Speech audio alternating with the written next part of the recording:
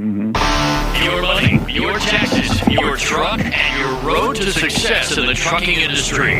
This is Trucking Business and Beyond, the show that puts the money where it belongs, back in your pocket.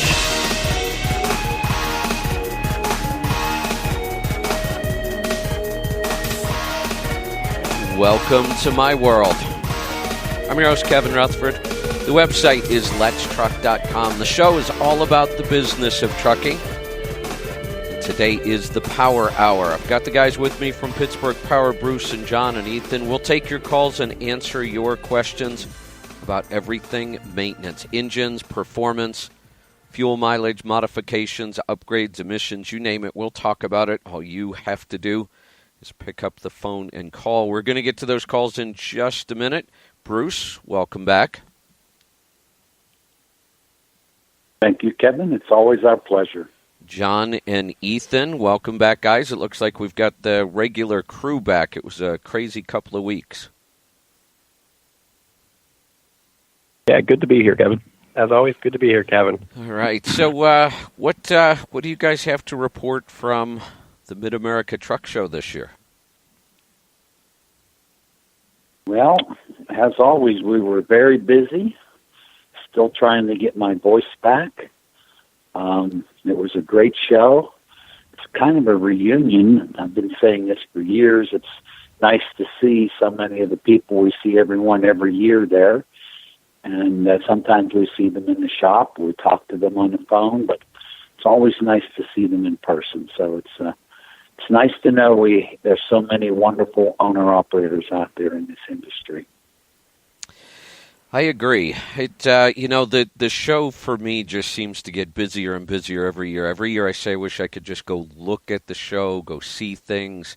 I did a lot of seminars this time. I was trying to get around all the different booths and spend time in each booth. And, it's to the point that was 28 years at that show for me. And, I've been doing a lot of seminars. So I got to the point where all of my travel, I tried to travel outside the building, and the weather wasn't all that great because trying to walk through the building, one, it was crowded in the aisles, but two, it takes me like 2 hours to move from one booth to another because I just keep stopping and talking to people. So I had a good show. I thought it was a great crowd this year.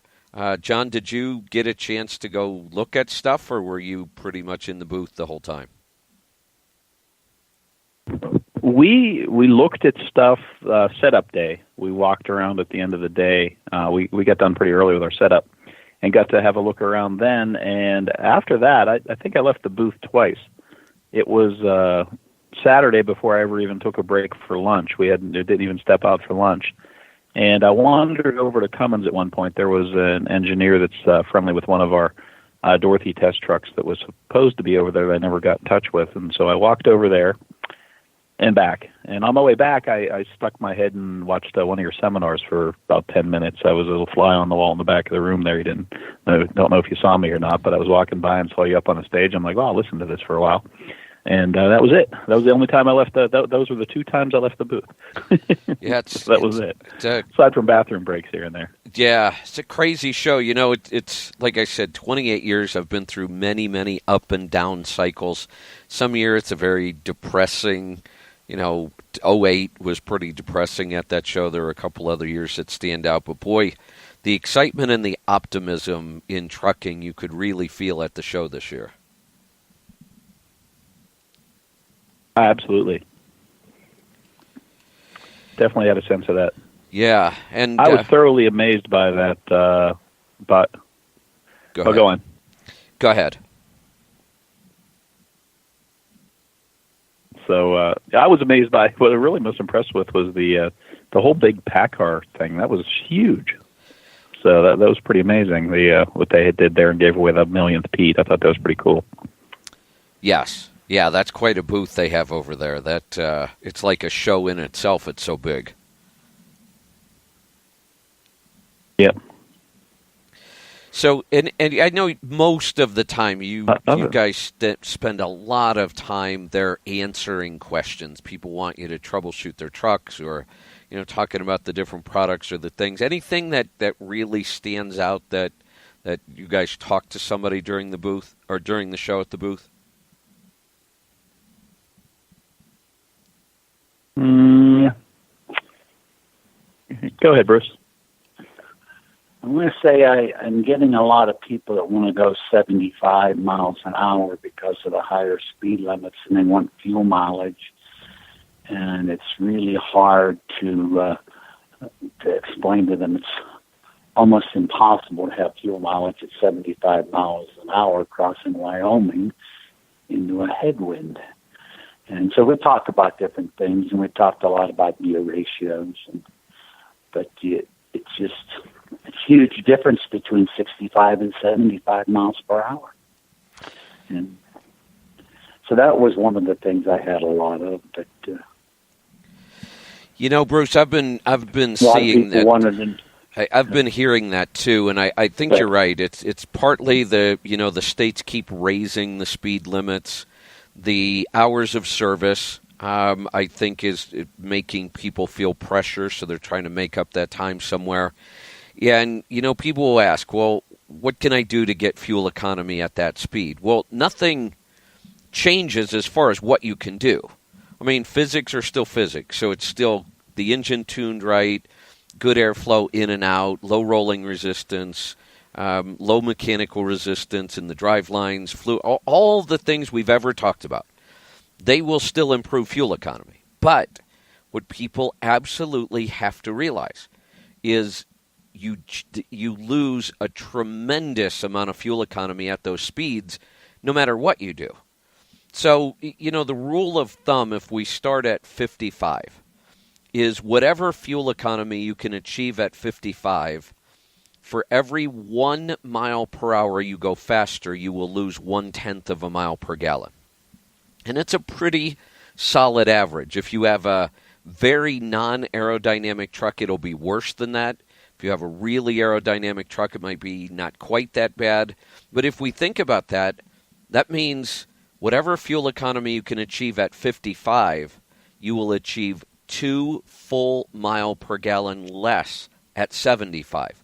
And there's nothing we can do to change that.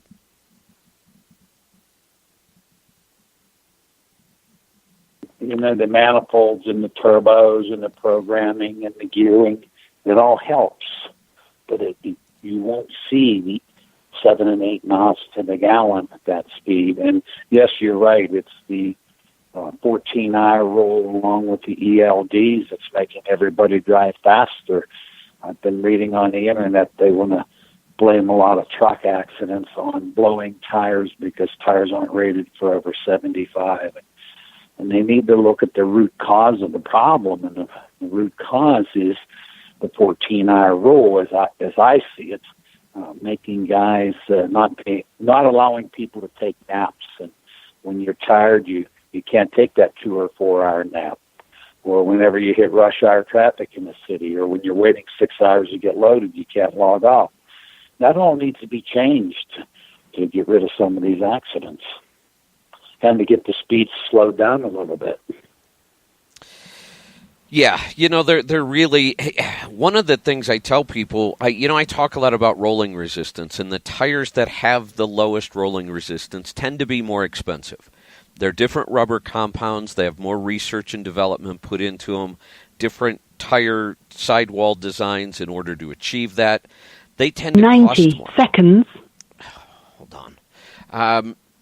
The problem is that rolling resistance is a little tricky. We've always done all of our calculations between 55 and 65 when we talk about fuel economy, and the problem comes in with after 65, rolling resistance starts mattering less and less. When you compare a tire with high rolling resistance and a tire with low rolling resistance, at 75 miles an hour, the difference gets a lot smaller. And what happens at that point is aerodynamics becomes such a huge factor that the rolling resistance difference gets minimized. So I've even gone so far to tell people, look, if you know you're going to drive 70 or 75 most of the time, you should focus your money that you're going to put towards fuel economy on performance items.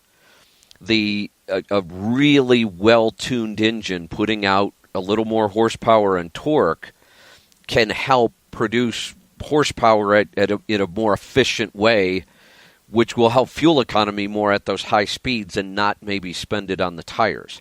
I'd like to say spend it on aerodynamics. There just aren't that many things you can do. If you own the trailer, we have a lot of the smart truck stuff that really helps. There are a few things you can do to the tractor. But at those speeds, if that's the speed that you're going to be running up over 70 most of the time, aerodynamics and performance, engine efficiency become really important. And rolling resistance, not quite so much. Let me get to a break. We're going to come right back and get to more of your calls and questions right after this. Stick around. I'm Kevin Rutherford.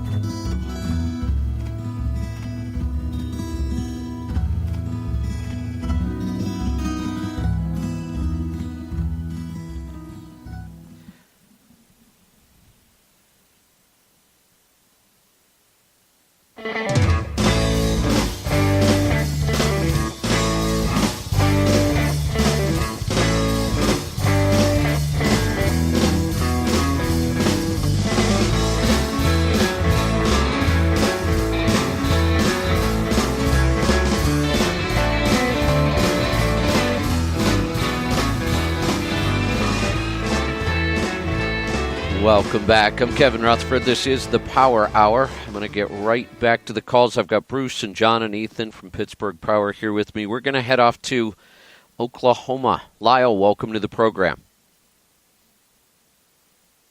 Well, good morning. How are you? Afternoon, actually. Good. What's on your mind today? Good afternoon.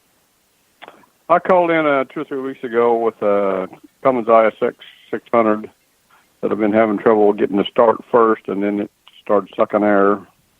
Actually, I've had it to Pittsburgh Power back about 3 or 4 years ago, where we put the polished exhaust and the dampener and the balancer and the power box on it. I unplugged all that with all the problems. I had a Devco. I unplugged that as well, took it out of the system. And first we replaced fuel lines. It still continued to suck air. And I found a braided line that looks perfect, but he had not replaced that one. He replaced that, and I got rid of half of the air. And I continued to have trouble, so we replaced every check valve. This is over a period of the last 8 months. I've been going in and out of the shop trying to get this thing fixed. And we had the ECM tested. I think Pittsburgh Power tested it there, said there was nothing wrong with the ECM. It was replaced at $600,000. There's $1.4 million on the truck at the moment. The fuel mileage has been obviously all over the place with sucking air. It can't get good fuel mileage like that. So we replaced the check valves, and the last thing I did was I thought, well, we've done nearly everything we can do except replace the IFSM. So we replaced that whole thing, which is the fuel filter block that all the actuators hook to, et cetera, et cetera. Well, it started better, and it ran for about a week, and it started all over again. So at the present, it's actually in the shop again for the same thing. He did find a crack in one of the check valves that goes right up into the head there that had been cracked for a long time. We thought that fixed it. It didn't. It did for about 4 days, and then this has come back again. So I'm about to tear my hair out on what to do with this truck, actually. What year is it? It is a September 99 manufactured engine. And what kind of chassis? On a Volvo chassis. Does that have the plastic fuel lines? It has the plastic returns. All the plastic fuel lines, we have all replaced all those.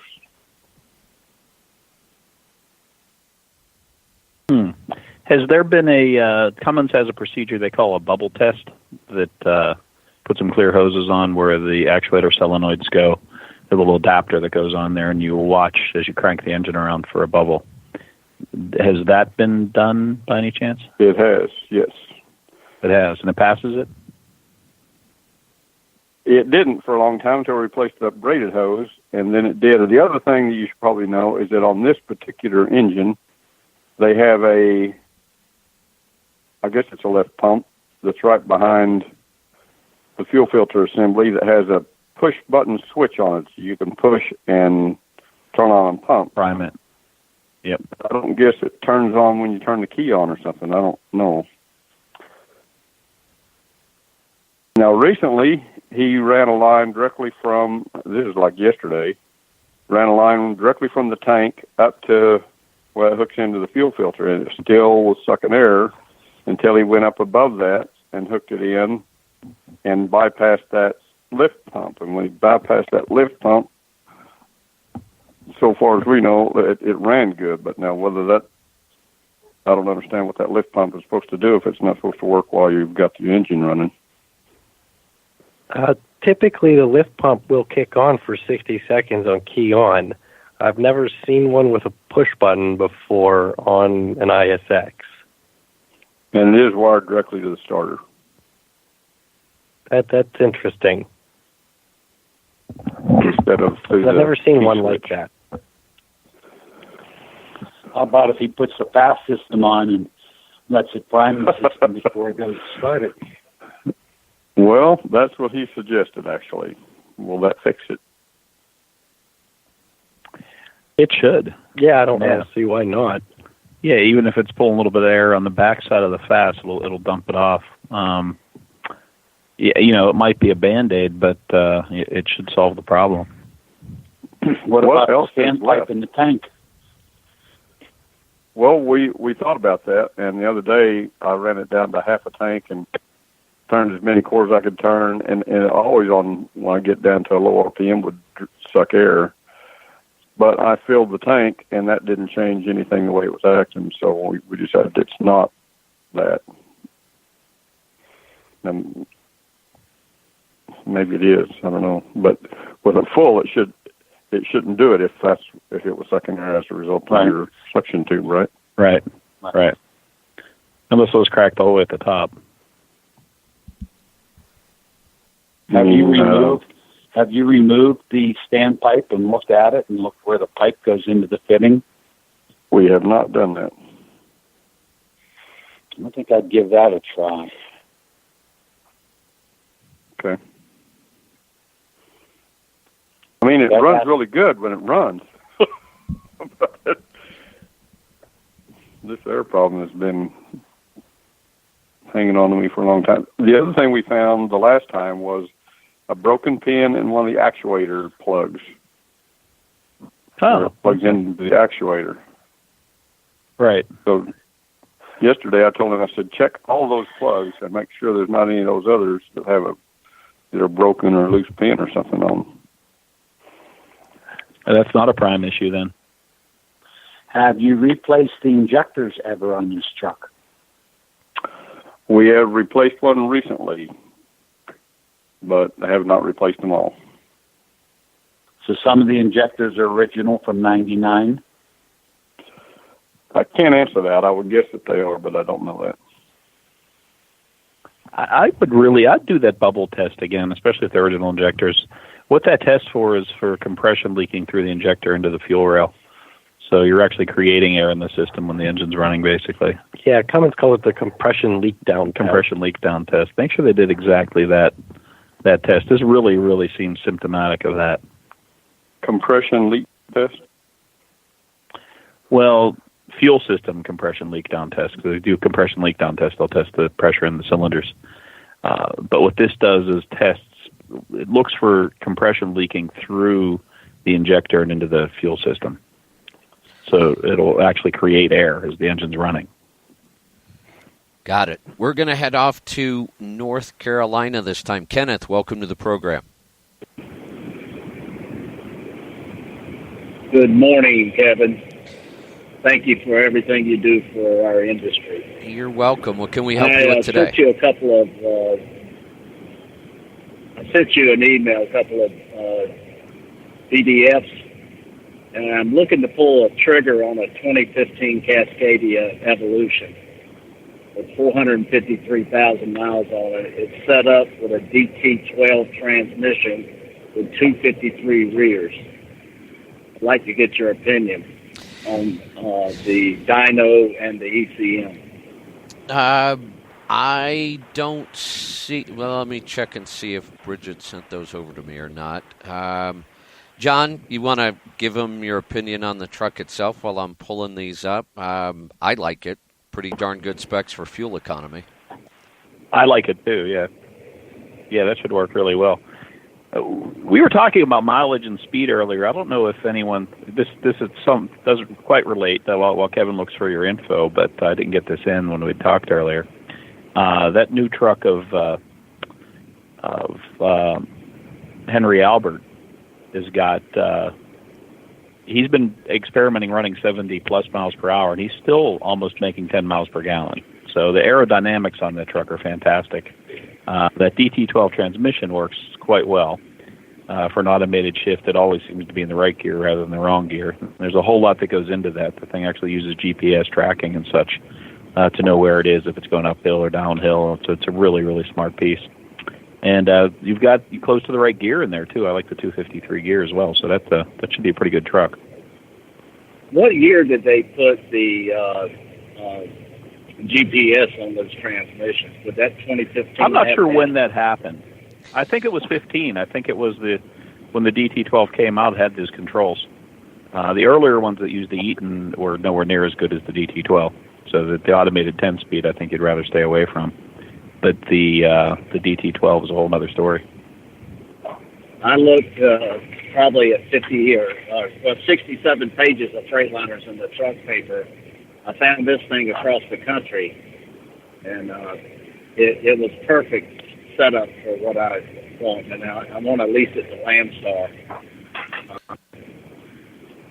They're telling me the filters, you just let the truck tell you when it needs to change them out. So when that happens, I plan on bringing it over to you guys and let y'all clean the system out. That'd be terrific, yeah. That's the truck, with what... Hey, hold on there, John. We're going to get to a break. John, I sent those documents over to you through a text, so you can take a look at them here while we're at the break. I'll try to look at them. Sometimes when I try to look at documents, I press the wrong buttons. That's never a good thing. But I'll try to get us through the break, and we'll come back and we'll take a look at these. Stick around. This is the Power Hour. I'm Kevin Rutherford. We'll be right back.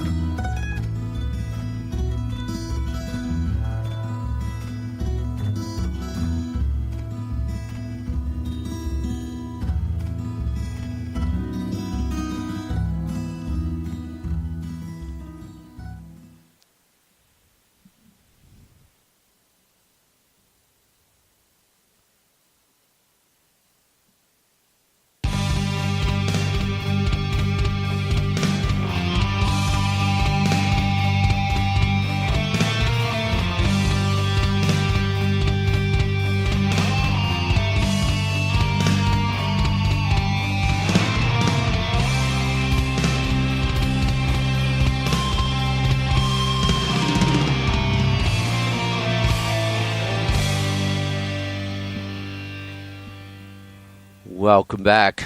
I'm Kevin Rutherford. This is the Power Hour. I've got Bruce and John and Ethan with me, and we are talking with Kenneth in North Carolina. John, did you get those documents? I'm reading them right now, yep. Yeah, good. I figured between the two of you over there, you could probably get through those quicker than I could. I'm pretty happy with all of this. It appears that they just recently resealed the rear structure, which is an issue with those. That was a nice hunk of labor that's been taken care of already on this. So that's actually good that that's been done. So that's a good thing. I don't have a problem with that at all. The dyno horsepower looks right, but the torque is way high. So I don't know how they calculated that. But there's no way this truck has 20 700 pound-feet of torque. But, yeah, I don't know if it's raw torque. Would raw torque be? That's what I was just thinking. Okay. What's the actual number on that? 405 on the horsepower to the wheels. Yeah, like, what, 253 rear end? Yeah. That's still not right. That only puts it at 1100. Yeah, so they're showing 405 horsepower at 1623 and 2712 foot-pounds of torque at 1594. Well, that's high though. That torque. Yeah, at that RPM, that'd be right. That might be correct. Yeah. We'd have to pull it down. They listed that truck at 505 with. They listed that truck at 505 with 1650 torque. Yeah. So that's the 505 horse version. That's a little low then to the wheels. But again, I'm not really trusting their numbers. 505 should be about 430. Yeah, 430 or so. 435. Yeah. Yeah. So that's a touch low, but yeah. I wouldn't be afraid of this thing at all after looking at this. Is it a decent deal? 62,000, and it's loaded out with a full gauge package. They wanted 70. They wanted 70, and offered 62.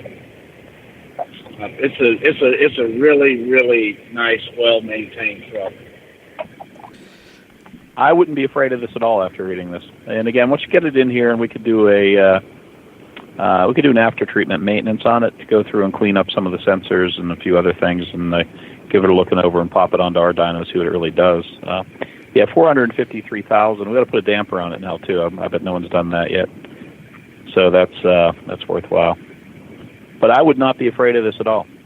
Looks like a great truck. I agree. Specs are great. I look forward to meeting you guys. Yeah, specs are great. Reports look great. Looks like going through 65 pages, you found a winner. Well, that's I tell you, I'm flying across the country to pick it up. It's a long way from North Carolina, I can tell you that. The salesman's been pretty awesome. And, good. So I'm looking forward to getting it and getting it over to Landstar. Fantastic. Terrific. Thank you very much, Kevin. Good. You're welcome. Thank you for guys calling. at Pittsburgh Power. Yeah, John, you're Bruce, welcome. I tell so many people this when they're looking for a truck. I teach a whole process on how you find a good used truck. It's got lots of steps. People look at it and go, why would I do all that? I could just go down to the dealer and, they shop for a truck the way they shop for a car. And I can buy a car at lunchtime and be done with the entire process in less than an hour. And a car here will be the same as a car in New Mexico or anywhere in the country. They're basically the same. Trucks, though, are wildly different.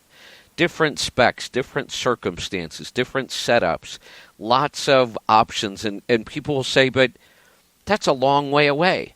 Yeah, that's why there are airplanes.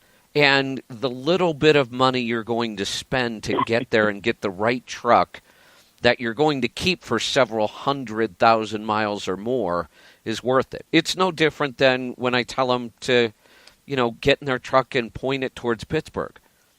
The little bit of money you're going to spend to get there is well worth the results.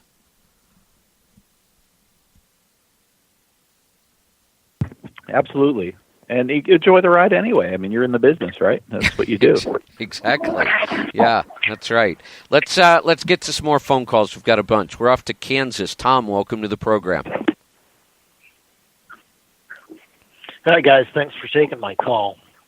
What I've got going on is my brother has a 2010 Pete with a Cummins ISX, and it had been hit by lightning.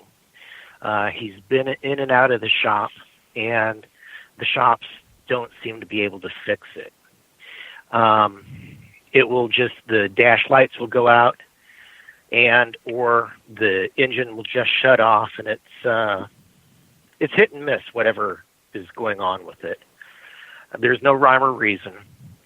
And I remember you guys, I believe, saying something about loaner ECMs, because I think his ECM is possibly the culprit.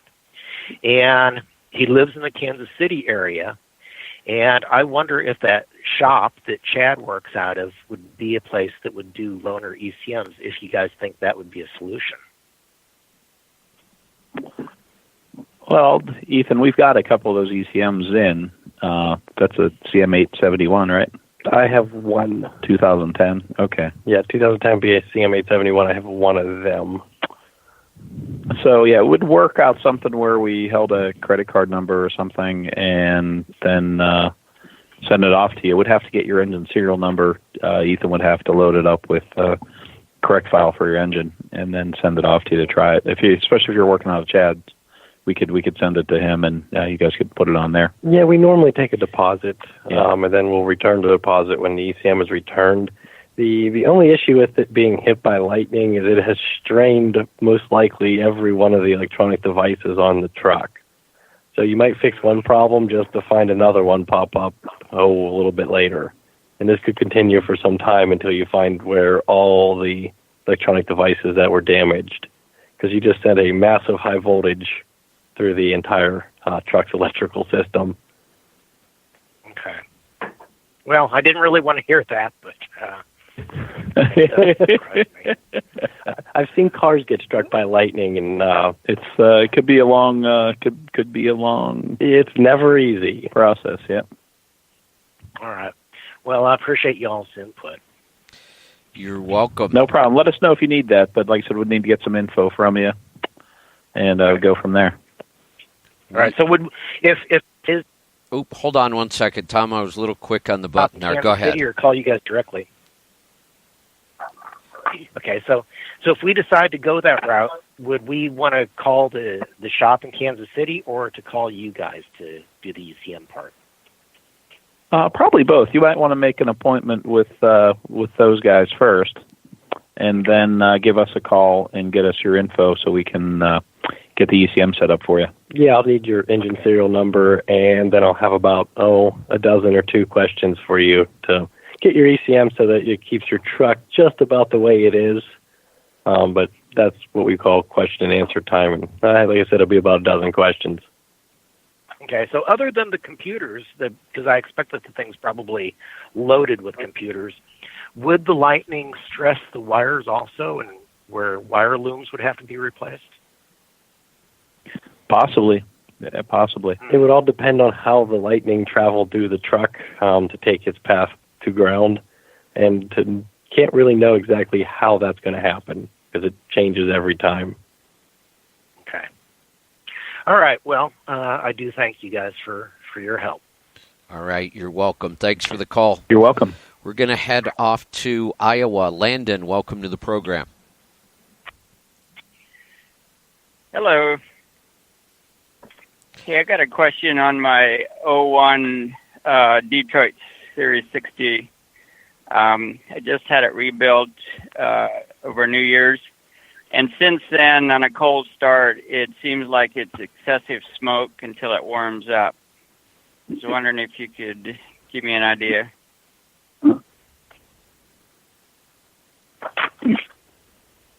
Go ahead, John. You know what that problem is. Since you rebuilt it, yeah. I just spent some time talking about this at the show and then again on the phone.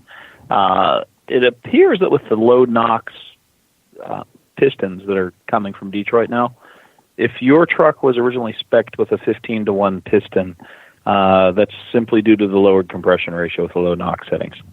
And really not a whole lot you could do about it other than change the pistons to the 16.5-to-1. We've spent a whole lot of money and effort and time, and we've actually rebuilt engines here with the 15-to-1s as they were spec'd, and had some unhappy customers that we had to take care of because they smoked so damn much. We've had people actually ask to leave truck stop parking lots because of the amount of smoke that was coming from their engine. And we tried everything under the sun. We tried different cams, we tried different injectors, we tried different tuning, and through everything, and all that we could come up with after doing some research was the fact that the 15-to-1 piston does not yield anywhere near 15-to-1 in actuality.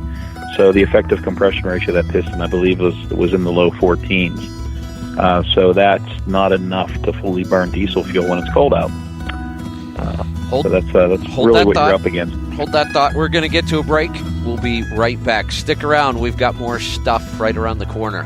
I'm Kevin Rutherford.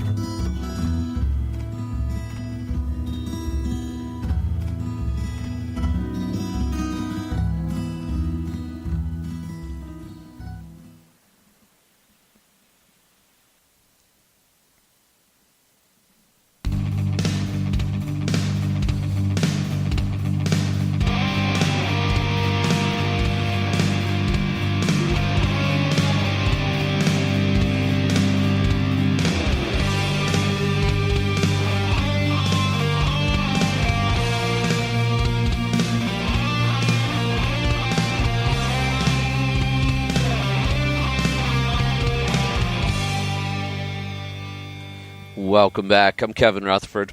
We're going to get right back to the phone calls. This is the Power Hour. John, is there anything else you need to say on that last question? No, that was about it. Is he still on? Are we still on with him? I can bring him back on if we need to. We got a lot of calls, though. Okay, let's move along then. But yeah, Hey, it's a low compression issue. Yeah. Kevin, that goes back to when we talked about the BK versus the MKs, and don't build the MKs, build them into BKs. We wrote about it. We talked about it on the show. And if we don't continue to talk about this stuff, people forget about it.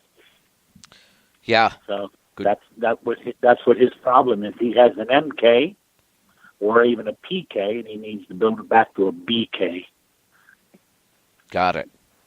All right. We're off to Pennsylvania this time. Sean, welcome to the program.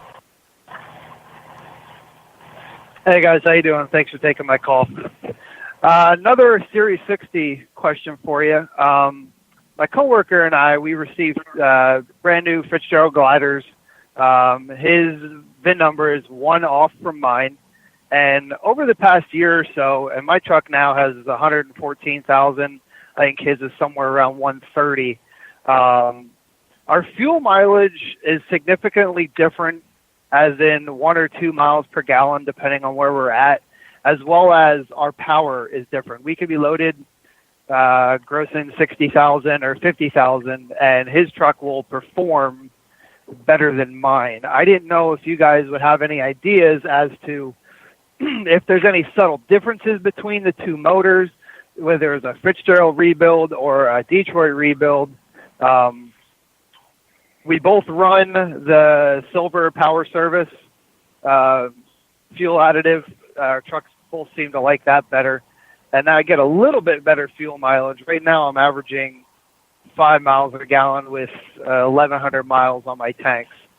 So I don't know if you guys would be able to help me out with that at all. Do you make 30 pounds of boost on a hard pull or 25? 25. And what does the other truck make, 30 or 25? 25. So they're both Fitzgerald rebuild engines, correct? That I do not know. I was speaking with a local mechanic the other week, and he actually had said that was a possibility, that mine was a Fitzgerald rebuild, but his is a Detroit, or vice versa. I don't think they're using Detroit. I think they're using, isn't it Clark? That would be the same thing. You know, it's all in the parameters in the ECM. We need to change. There's a glitch in there that we need to change so that you get your full 30 pound of boost. We need to do that to both of those trucks. But let's make both ECMs identical. And if you're all the same and run the same, then you should get the same fuel mileage. Okay, so it all sounds like it's a simple turbo adjustment. No, not a turbo adjustment, ECM adjustment. There's no adjustment on the turbo. Okay, I understand.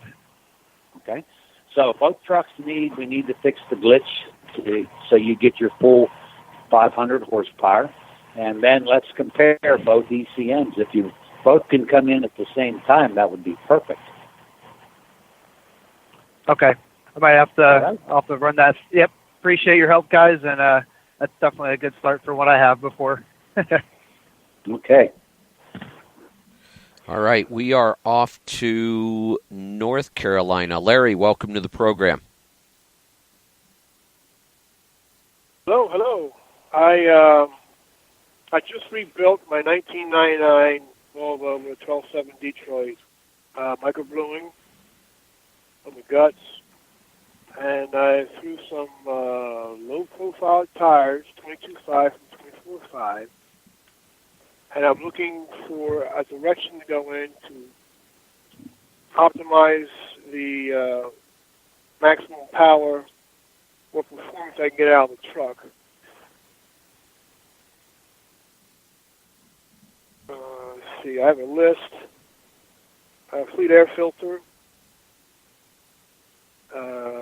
performance muffler. I'm trying to figure out cost-wise what to do first. I'm still in the break-in oil at this point, and it's driving it like it would normally drive it, which is usually 60 miles an hour unless I get to a place where it doesn't. Maybe we do that, and I have to go up to 70. How many miles on the break-in oil? Let me see here.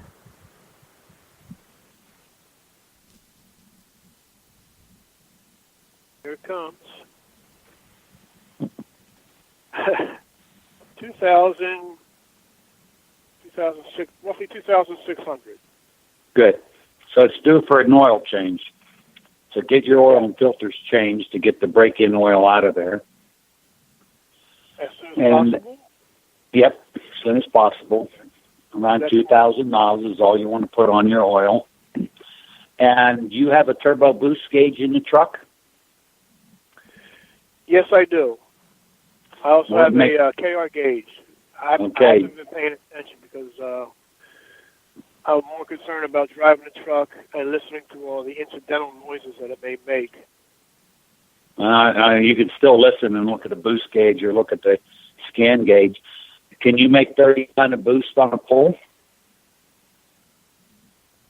I haven't had a pool where I had to do that yet. I've been running mostly flat land and light loads. Okay.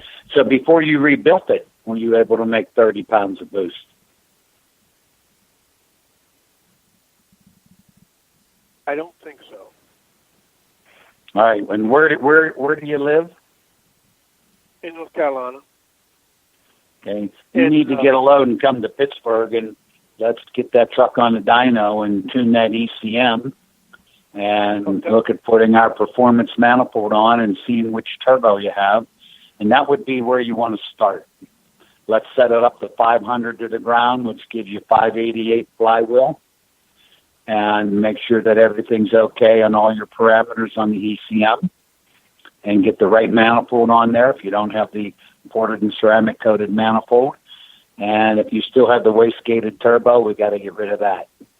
Have you replaced the? Okay, that's gone. Have you replaced the torsional damper on the front of the crank? I think when they did the rebuild, they did, but they probably used an OEM. You think it's not on your paperwork? I don't have the paperwork in front of me, and the guy's 2 blocks away from where I'm at now. Okay. I was thinking about I have about $8,000 that I want to spend incrementally, trying to figure out where am I going to get the most bang for my buck. You probably won't have to spend that much, but let's look and see what you have, and then let's program the ECM and get it on the dyno and make sure everything's right for you. What kind of a window do you need for coming into Pittsburgh?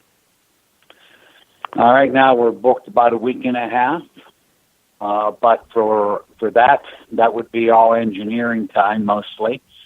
So, Ethan, how far back are you right now? Oh, we're about the same. Yeah, he's busy too. Okay. So really, just give you a couple of days heads up. Yeah, if you could give us a week or a week and a half's notice, that would be the best.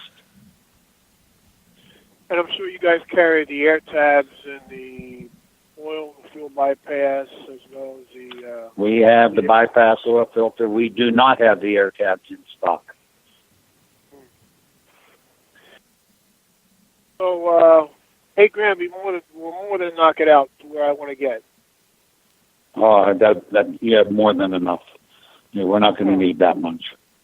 I like that sound. I've had this truck since 2006, and it blew up on me in 2013, and it's taken me this long to get it back together. And I anticipate after next week being harassed by the DOT, telling me that they know why I bought this truck, even though I bought it before CSA 2010. I'm just in love with the Volvo, and with this kind of configuration, it'll be my last truck. You sound pretty young to say that. Is 60 young? Oh, no. No. You sounded to me like you were about 38. Well, I get accused of acting like I'm 12, so I'll take that. Cool. I guess I get you off the website, right? Your number and everything? Yep. Yeah, it's all on there. Looks like we're going to have to wrap this one up. We are all out of time. We're going to do it again real soon. Thanks for joining us. This has been the Power Hour. Thanks to the guys from Pittsburgh Power. We had Bruce and John and Ethan doing the heavy lifting. We'll see you next time. Be safe. Be profitable. Be fit and healthy.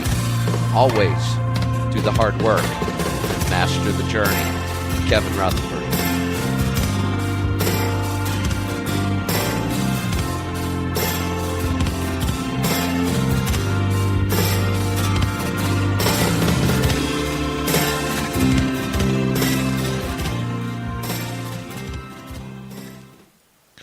All right, we have some more calls, so we're going to go ahead and start a second show. We may not get through all 4 segments, but we're going to go ahead and answer the questions we do have. So here we go.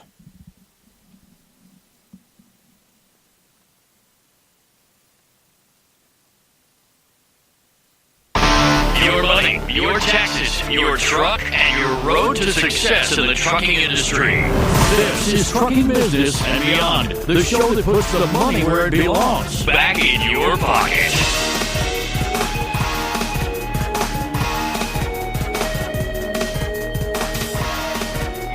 Welcome to my world. I'm your host, Kevin Rutherford. The website is letstruck.com. The show is all about the business of trucking, and today is the Power Hour. We've got the guys from Pittsburgh Power, Bruce, John, and Ethan with me. They'll be doing the heavy lifting. We'll take your calls and answer your questions about everything maintenance, engines, performance, fuel mileage, modifications, upgrades, horsepower, torque, emissions, you name it, we'll talk about it. All you have to do is pick up the phone and call. Bruce, welcome back. Well, thank you, Kevin. It's always a pleasure. John and Ethan, great to have you guys back here. Thanks, Kevin. Good to be here. As always, good to be here, Kevin. All right. Before we get to the calls or see what you guys have, you know, is it my imagination or is troubleshooting kind of becoming a lost art? Kevin, it's been a lost art. It is definitely a lost art. Days of the big cams. People used to call us and say, I'm pressurizing the radiator, and we tell them how to check that. And they said, well, I already pulled the heads off, so I can't start it.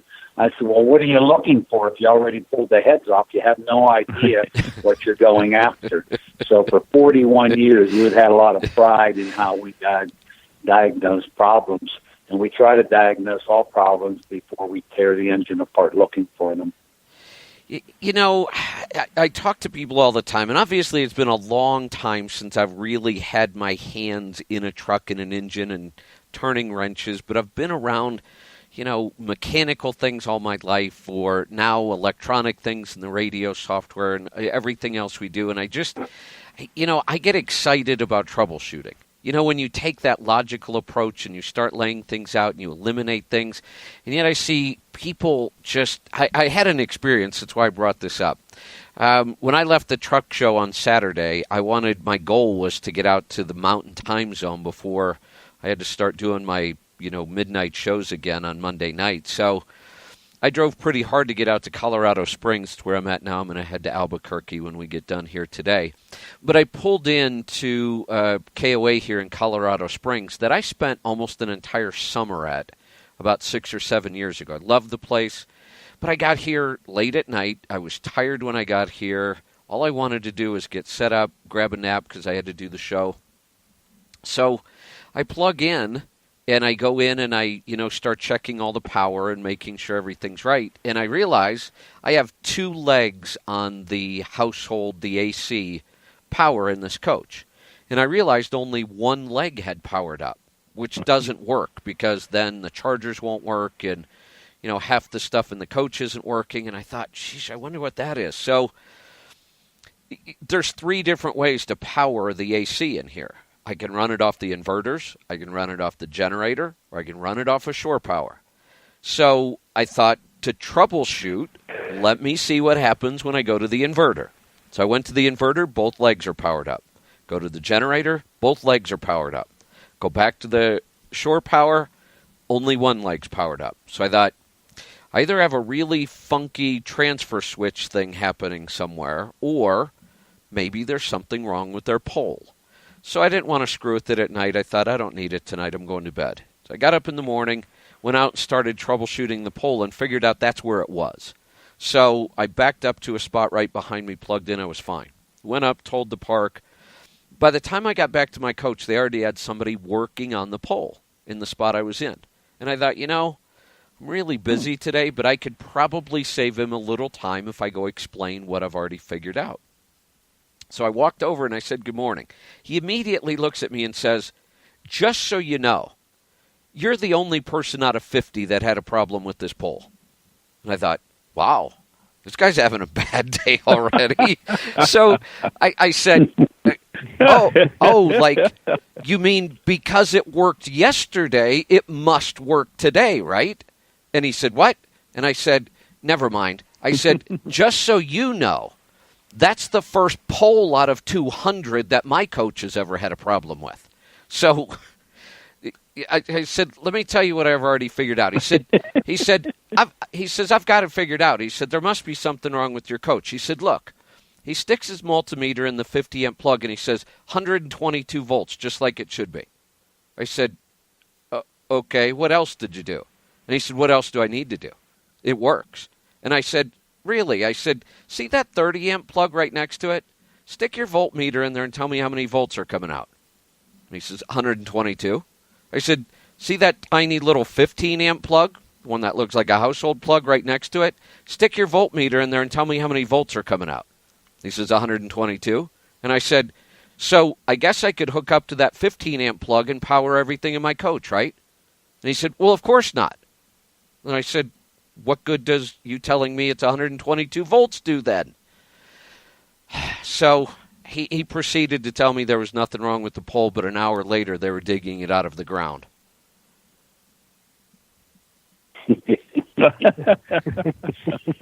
Hey, Kevin, you had made the statement that it's been a long time since you've had your hands inside a truck and in an engine. We could change that for you.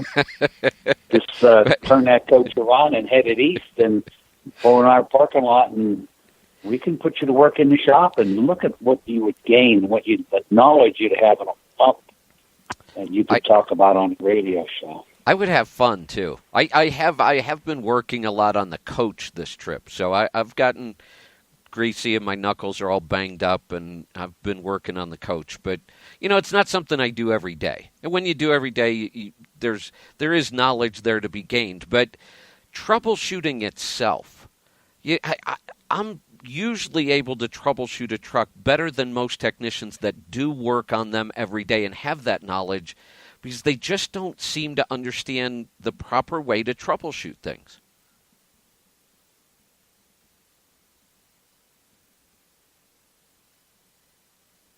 It is definitely a lost art. It's something that I've always had to work pretty hard at, largely because I couldn't afford to throw parts at anything ever. So I really had to find the for sure problem.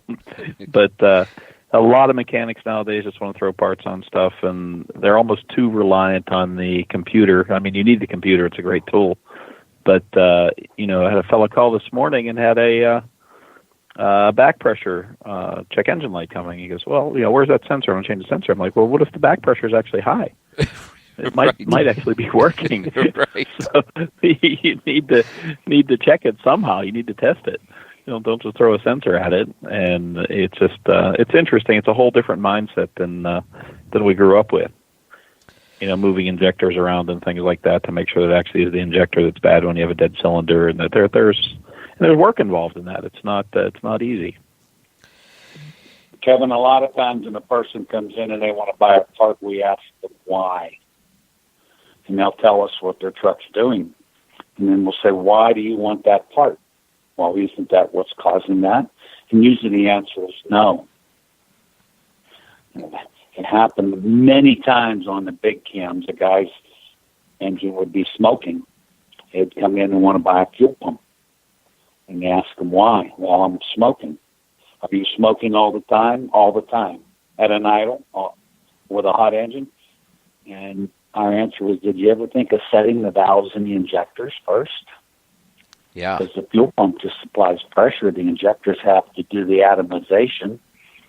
So it's much easier to change the fuel pump. Look how many people change a turbo today because something else is shown bad, instead of smoke testing and pressurizing the entire intake system, not just the charger cooler. Turbochargers get blamed for a lot of problems.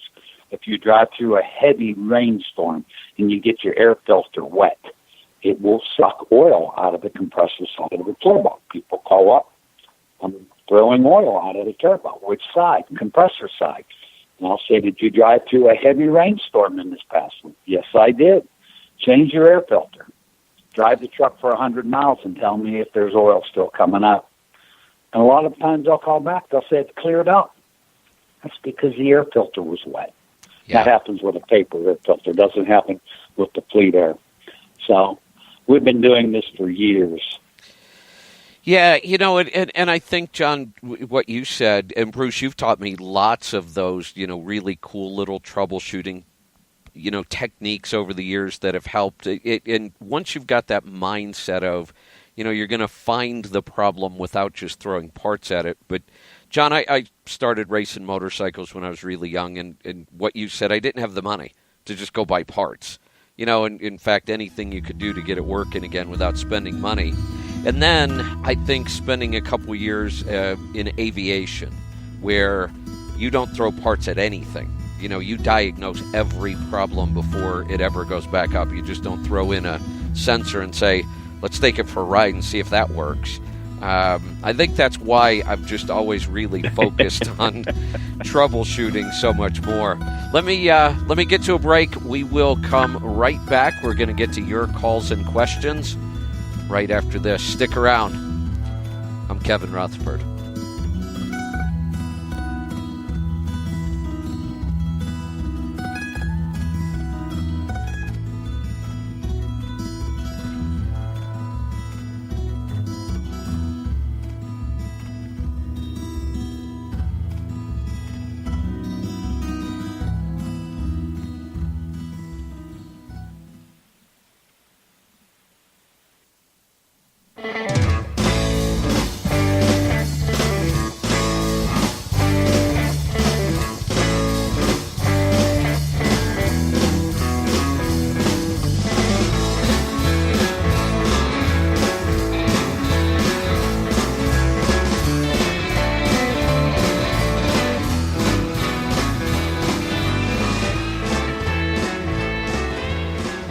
Welcome back. I'm Kevin Rutherford. This is the Power Hour. Bruce and John and Ethan are here with me. The thing is, we're fixing and troubleshooting helicopters, it was almost always the sensor. When something did go off, a warning light, and you had to shut down immediately and land wherever you could, it was almost always a sensor. Very seldom did things actually break, but you were never allowed to just put a sensor in and see what happened. You had to go back and test whatever system, was showing a problem and test it multiple times to verify that there really wasn't a problem. Then you could change the sensor and test everything again.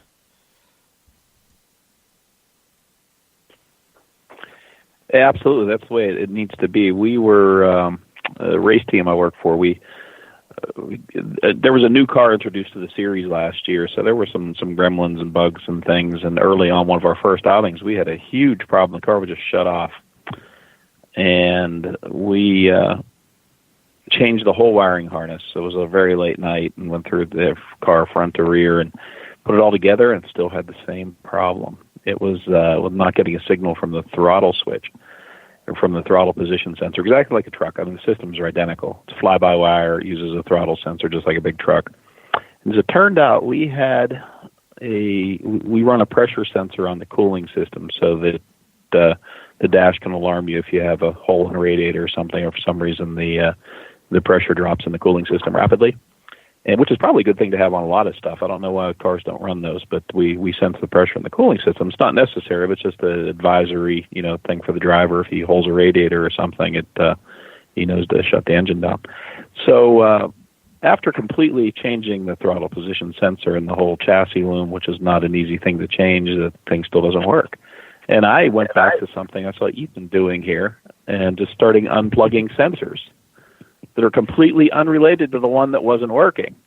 So as it turns out, there are about 3 sensors that are on a chain of supply voltage, and our coolant sensor happened to be shorted out dead and yanked all the voltage away from the throttle position sensor, which was where we thought the problem was.